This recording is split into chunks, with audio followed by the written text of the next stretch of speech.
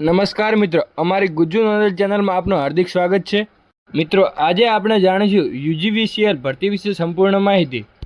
મિત્રો, આજે આપણે જાણીશું કે આ ભરતીમાં કયા ડોક્યુમેન્ટ જોઈશે, શૈક્ષણિક લાયકાત શું હોવી જોઈએ, ઉંમર લાયકાત શું હોવી જોઈએ, આ ભરતીની અરજી કેવી રીતે કરી શકાય અને આ ભરતીમાં પગાર શું હશે તેની સંપૂર્ણ માહિતી આજે આ વિડીયોમાં આપણે જાણીશું।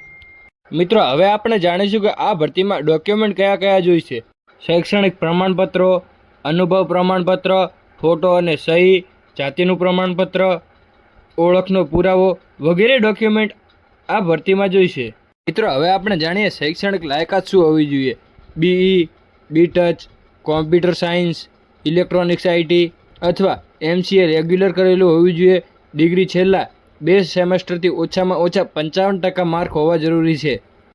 હવે આપણે ઉંમર લાયકાત વિશે જાણીએ તો સામાન્ય કેટેગરીમાં મહત્તમ 35 વર્ષની ઉંમર હોવી જોઈએ અને અનામત કેટેગરીમાં મહત્તમ 40 વર્ષની ઉંમર હોવી જોઈએ અને સરકારી છૂટછાટ પ્રમાણે વધારાની રાહત મળી શકે છે। આ ભરતીની અરજી કેવી રીતે કરી શકાય તે આપણે વિગતે જાણી। યુજીવીસીએલની અધિકારી વેબસાઇટ પર જાઓ, ઓનલાઈન રજિસ્ટ્રેશન કરી ફોર્મ ભરવાનું શરૂ કરો। એક એપ્લિકેશન નંબર મળશે, તેને સાચવીને રાખો। અરજી ફોર્મમાં જરૂરી વિગતો ભરો, કંપનીની પસંદગી કરો અને ક્રમાંકમાં ગોઠવો। જરૂરી દસ્તાવેજ અપલોડ કરો અને ફી ચૂકવો।